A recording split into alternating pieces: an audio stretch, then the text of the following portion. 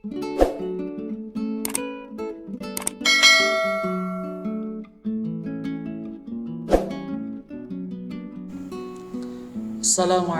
warahmatullahi wabarakatuh. Alhamdulillahi rabbil alamin. Asyhadu an la ilaha illallah wa asyhadu anna Muhammadan abduhu wa rasuluh. Allahumma shalli ala Muhammad.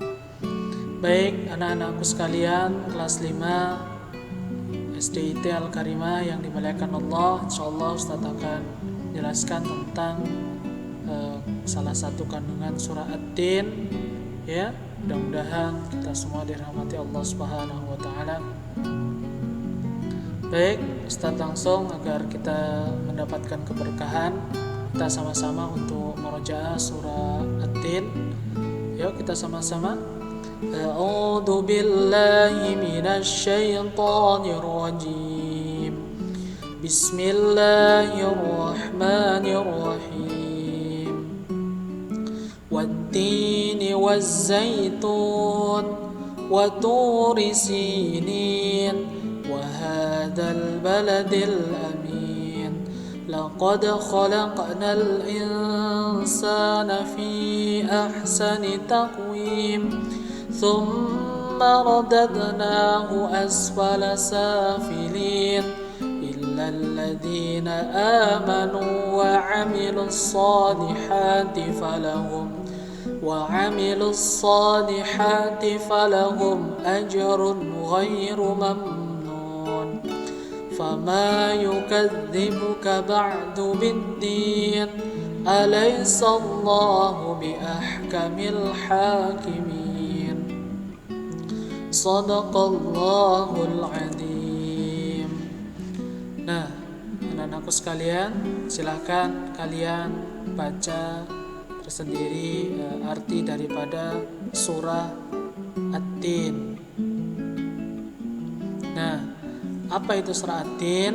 Nah, surah At-Tin ini adalah menjelaskan tentang buah tin dan buah zaitun. Nah, buah tin dan buah zaitun ini merupakan ungkapan tentang Damaskus.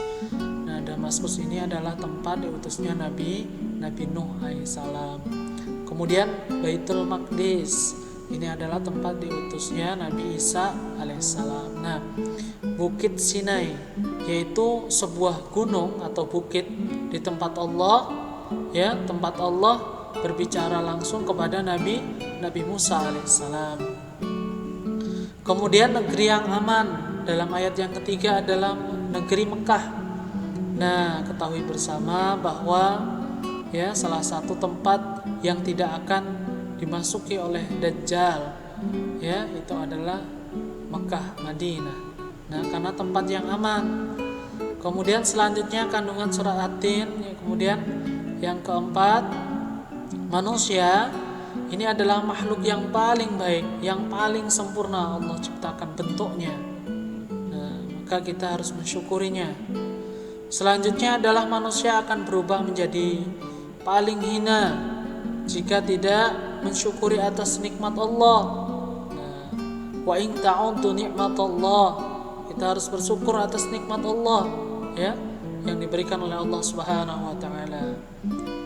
Kemudian yang keenam adalah hanya orang yang berimanlah yang akan tetap menjadi manusia yang sempurna ya. Tentunya akan terhindar daripada kehinaan. Kemudian yang ayat ketujuh adalah Rasulullah sebagai uswatun hasanah, sebagai suri tauladan yang terbaik. Kemudian yang kedelapan, ayat kedelapan ini hanyalah Allah lah hakim yang paling adil. Ya. Baik, selanjutnya adalah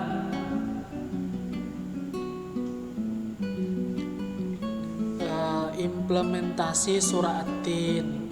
Nah, apa yang kita bisa ambil dari surah At-Tin ini? Pertama adalah kita senantiasa untuk membaca Al-Quran setiap hari. Kemudian kita bersyukur kepada Allah Subhanahu wa taala atas apa nikmat yang Allah berikan kepada kita. Kemudian kita tahu bahwa Allah ciptakan kita ini sebagai manusia, sebaik-baik manusia ya, bentuk manusia yang paling sempurna, memiliki akal ya, makanya kita harus gunakan dengan sebaik-baiknya. Kemudian kita senantiasa harus melaksanakan perintah Allah. Tentunya perintah Allah apa? Salat 5 waktu. Kemudian ya salat wajibnya ya. Perintah Allah dalam Al-Qur'an jelas kita untuk selalu berbuat baik dengan siapapun. Kemudian menjauhi daripada larangannya ya, sesuatu bukan hanya yang diharamkan namun larangan-larangan ya, salah satu larangan kita meninggalkan sholat. Selanjutnya adalah berbakti kepada kedua orang tua.